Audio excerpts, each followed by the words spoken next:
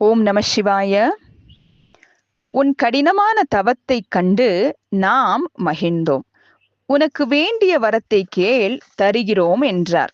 உடனே தாரகாசுரன் சிருஷ்டிகர்த்தாவை வணங்கி துதித்து, சதுர்முகரே, தேவர்களுக்கு இறைவனான பிரம்மதேவரே, நீர் எனக்கு வரங் கொடுக்க தகுந்தவர் என்றால் 2 வரங்கள் வேண்டும்.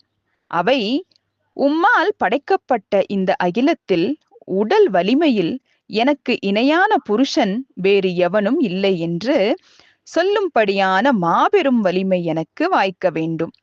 சிவபெருமானின் வீரியத்தினால் உண்டாகும் புத்திரன் எப்பொழுது சேனாதிபதியாக வந்து என் மீது அம்பு எய்வாரோ அப்பொழுதுதான் எனக்கு மரணம் என்பதே உண்டாக வேண்டும் என்று வரம் கேட்டான். பிரம்மா உடனே அவன் விரும்பிய வரங்களை கொடுத்துவிட்டு தமது சத்திய லோகத்திற்கு திரும்பிச் சென்று தாரகாசுரனின் தபோபலத்தால் உண்டான தாபத்தை தணிவித்துக் கொண்டார். பிறகு தாரகாசுரன் தவச் செயல் நீங்கி பெரும் வரங்கள் பெற்ற பெருமகிழ்ச்சியுடன் சோனிதபுரியை அடைந்தான். அப்பொழுது எங்கும் உள்ள அசுரர்கள் அனைவரும் ஒன்று கூடி, தாரகாசுரனே, உலகிலும் உள்ள அசுரர்களான எங்களுக்கெல்லாம் நீயே தலைமை அரசனாக இருக்க வேண்டும் என்று கேட்டுக்கொண்டனர். அதன் பின்னர் அசுரர்களால் பட்டாபிஷேகம் செய்யப்பட்டு மணிமகுடம் சூடி தாரகாசுரன் மன்னன் ஆனான். பூமியில் ஒருவரும் செய்யாத ஆக்ஞைகளை எல்லாம் நடத்தச் செய்தான். பிராமணர்கள், சத்திரியர், வைசியர், சூத்திரர், விஜாதியானவர்கள், தானவர்கள், யக்ஷர்கள், கிம்புருஷர் ஆகிய பலரும் அந்த அசுரனால் மிகவும் துன்புறுத்தப்பட்டார்கள். அவர்களிடம் உள்ள பொருள்களை எல்லாம் தாரகாசுரன் பறித்து கொண்டான். இந்திரன் முதலான தேவர்கள் எல்லாம் அரும்பெரும் செல்வங்களை அவனுக்கு கப்பமாக செலுத்தினார்கள். தேவேந்திரனின் உச்சைஸ்வரம் என்ற பட்ட குதிரையும், யமதர்மனின் இரத்தினமயமான தண்டமும், குபேரனின் கதையும், நவநிதிகளும், வருணதேவனின் உத்தமமான குதிரைகளும், மகரிஷிகளின் காமதேனு என்ற தெய்வீக பசுவும் அவ்வசுரனிடம் போய் சேர்ந்தன. எந்தெந்த இடத்தில் உன்னதமான பொருட்களை அவன் பார்த்தாலும் அப்போதே அவற்றை அவன் கவர்ந்து சென்று விடுவான். சமுத்திரராஜன் அவனுக்கு தன் ரத்தினங்களை கொடுத்தான். சூரியன் அந்த அசுரனுக்கு எத்தனை காலம் சுகமாக இருக்குமோ அத்தனை காலம் ஒளி வீசி காய்ந்தான்.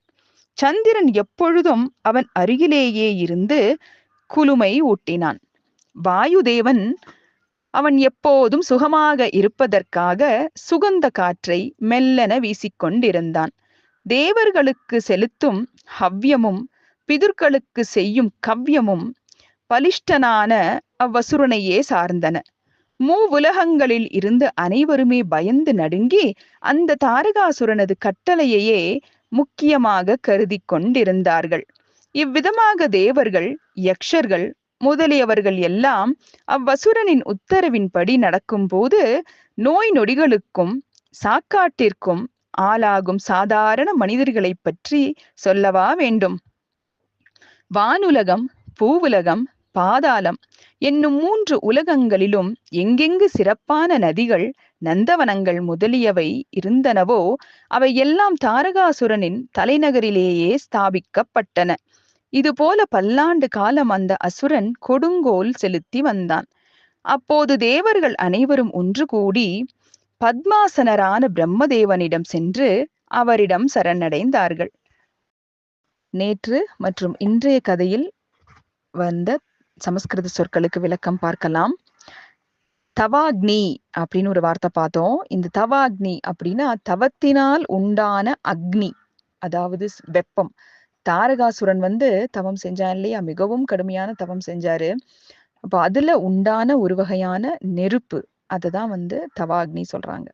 சம்ஹாரம் அப்படின்னா அழிப்பது, அதாவது ஒரு பொருளை இல்லாது செய்வது.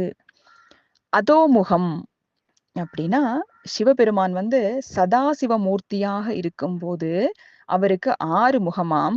அதுல அந்த 6வது முகம் இந்த அதோமுகம் சொல்றாங்க. அகோர தபஸ் அப்படின்னா கடுமையான தவம். அடுத்ததா தானவர்கள் அப்படின்னு ஒரு வார்த்தை பார்த்தோம். தானவர்கள் அசுர குலத்தில் ஒரு பிரிவினர். அடுத்தது யக்ஷர்கள், மனிதர்களை விட மிகவும் சக்தி வாய்ந்தவர்கள் இந்த யக்ஷர்கள். இயற்கையோட தொடர்புல இருக்கிறவங்க, அதாவது இயற்கையின் ஒரு அங்கமாக அவங்கள வந்து நம்ம கருதுறோம். யக்ஷர்கள்ல இருபாலரும் உண்டு, ஆணும் உண்டு பெண்ணும் உண்டு. யக்ஷர் யக்ஷிகள் அப்படின்னு இருபாலரும் உண்டு. இவங்கள 2 குணம் இருக்கிறவங்களும் இருக்காங்களாம். அதாவது சாத்வீக குணம் இருக்கவங்களும் இருக்காங்களாம், தமோ குணம் அதாவது ரொம்ப சாந்தமா அமைதியா இருக்கிறவங்களும் இருக்காங்களாம், ரொம்ப அரக்க குணமும் தீய எண்ணங்களும் உடைய யக்ஷர்களும் இருக்காங்களாம். அடுத்ததா கிம் புருஷர்.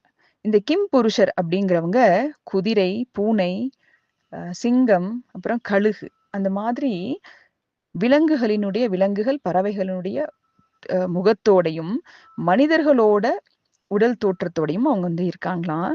இவங்க எங்க இருக்காங்க அப்படின்னு பார்த்தா கிம் புருஷ வருஷம் அப்படிங்கிற இடத்துல இன்னும் கூட சொல்றாங்களாம், ஹனுமனோடு அவங்க வாழ்றாங்க அப்படின்னு சொல்லிட்டு இன்னும் கருதப்படுகிறது. அடுத்ததா ஹவ்யம்.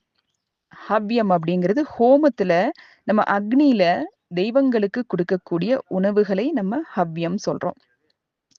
கவ்யம் அப்படிங்கிறது பஞ்சகவ்யம், அதாவது பசுமாட்டிலிருந்து கிடைக்கக்கூடிய தயிர், நெய், பால், கோமேயம், சாணம், இது எல்லாத்தையும் நம்ம கலக்கி சிவபெருமானுக்கு நீங்க பார்த்திருப்பீங்க, அபிஷேகம் பண்ணும்போது பஞ்சகவ்யம் ஃபர்ஸ்ட் அவருக்கு அபிஷேகம் பண்ணுவாங்க பஞ்சகவ்யத்தால.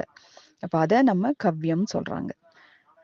பத்மாசனர் அப்படின்னா கமல மலர் போன்ற ஆசனத்தில் உட்கார்ந்திருப்பவர். பத்மாசனம் ஒரு யோகா பொசிஷன் இல்லையா? இப்போ பிரம்மதேவரை வந்து நம்ம எல்லாரும் இந்த படங்கள்ல பார்க்கும்போது நம்ம என்ன பாக்குறாங்க, பிரம்மதேவர் தாமரை மேல பத்மாசனத்துல உட்கார்ந்துருக்கிற மாதிரி இருப்பார் இல்லையா? அதனால அவர் பேரு பத்மாசனர் அப்படின்னு சொல்றாங்க. ஓம் நம சிவாய.